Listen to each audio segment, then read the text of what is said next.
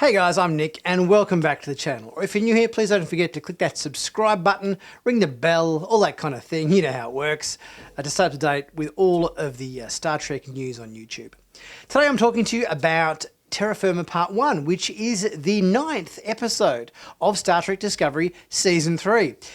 It was a bit of a mixed bag this episode. We were kind of hoping to get a bit more of a reveal about the origin of the burn and what's going on in the nebula, and a bit more of a resolution to what's going on with Georgiou medically. We didn't really get that. We got a Mirror Universe episode that really gave us a flashback history that happened within the Terran Empire during Georgiou's reign. It didn't really advance the story plot for this season. And I'm kind of starting to get a bit frustrated by these filler episodes that promise a lot but don't really deliver. I don't mind the Mirror Universe stories. They worked really well in DS9 and they worked really well in Enterprise. In the context of a show like Discovery that is one story which kind of overarches the entire season. When you just throw an episode in there from the Mirror Universe that doesn't really answer any questions, it was just a filler to me. Give us some information here. When are we going to get to some proper information about the burn? When are we going to get some proper information about curing Georgiou's condition? I like Mirror Universe episodes. They can be really entertaining,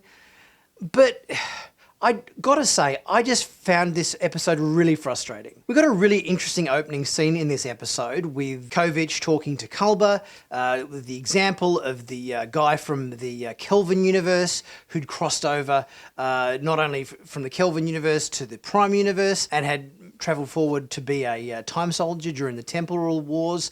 It was really interesting seeing the guy in the old Starfleet uniform. It made you think this is going to be really interesting. There's going to be some sort of twist to this episode which involves the temporal accords, the temporal Cold War. But beyond the opening description of Georgiou's medical condition and why she's sick, that was the only kind of involvement that it had in this episode. We got a lot of lead up in this episode to, finding out a bit more about curing Georgiou's condition, with her, the computer using the sphere data found a means of helping Georgiou out. Georgiou acting weird and chucking food in Tilly's face and being aggressive towards Burnham in the gymnasium, throwing axes and swords and whatever at her, just wanting to kind of, put herself out of her misery. When we looked at the planet as a possible cure, I was thinking, considering we started this episode with Kovich talking to Culber about the Temporal Wars and this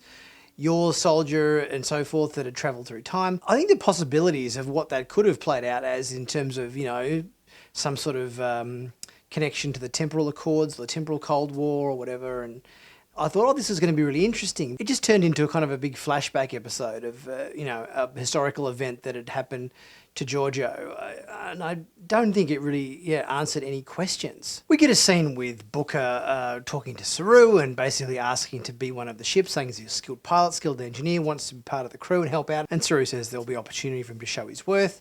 And we get a scene with a little bit more information about the burn and the origin of that, in the sense that the distress call that they uncovered from the nebula was from a ship of Kelpians called the KSF Kiev. Basically, they got trapped in this nebula. They were there investigating dilithium nursery. There was probably, young dilithium crystals growing there. Something happened to get them trapped there. There was radiation involved, where the crew were exposed to a potential lethal dose of radiation, and they sent out a distress beacon where the USS Hiraga Janai, under the command of Captain Robert Weens, was going to rescue them. But that's really all we found out. I mean, okay, the distress call was sent out by a ship investigating young dilithium crystals, and one of the people who sent the distress call was a Kelpian. That doesn't really tell us very much at all, really. We already knew that the distress call was a Federation distress call, and the synopsis for this episode, as put out by CBS, read that Stamets and Adira make a stunning breakthrough with the newly acquired burn data.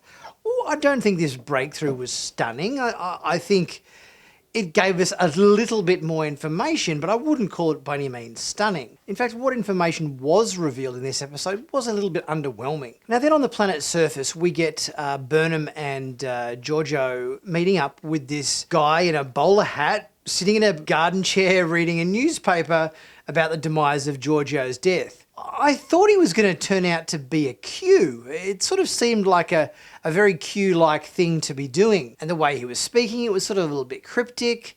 There's a weird door there that sort of Giorgio has to walk through to have, a chance to, I don't know, change her predicament or whatever the case is. The cure. The guy wasn't being particularly forthcoming with information, but I was starting to think, is this guy a Q? He says his name was Carl. If he wasn't going to be a Q, is this guy a guardian of forever? And the door is another gateway, like as seen in the original series with the Guardian of Forever episode, stepping through the portal or whatever. Maybe this is a more likely explanation. And as Giorgio steps through the portal, we basically end up with a mirror universe episode. It's of a time prior to Lorca betraying Giorgio and Giorgio killing Lorca and Burnham for conspiring against her. So it's a bit of a flashback episode in the mirror universe. But Giorgio still has the memories of what occurred the first time around, and it would seem like her potential way out is to change the events of the past, i.e. this time around maybe not killing Burnham as she did the first time around, and see if that changes history or changes events that might change her predicament. I thought it was quite cool in this episode seeing Commander Landry from Season 1, the security chief from Discovery, pop up in the Mirror Universe here. And also the actress that played Ariam, she popped up in this as a regular person, regular human, and no cybernetic implants or android features or whatever. And it was also cool to see Detmer here without her cybernetic augmentation as well. I'm kind of surprised at how much screen time they gave to the Mirror Universe in this episode. It was pretty much the entire second half of the episode. Once we were in the Mirror Universe, we never went back to the Prime Universe again to find out any more information about the distress call and the Kelpian lady or the ship that was stuck in the nebula investigating the dilithium nursery. I was sort of waiting to go back to find out a bit more about this, but we just ended up staying on the Mirror Universe events the whole time. And as kind of entertaining as the Mirror Universe can be, it just sort of struck me as a filler episode or a delaying tactic. Giorgio, who has maintained her knowledge and information from her time aboard the Discovery and in the 32nd century, makes the decision to not execute Burnham as she did in the last time around on this these chain of events. So whether this decision splits off a different timeline that then has a different ripple effect, which then will help her condition, I'm not exactly sure how that will play out.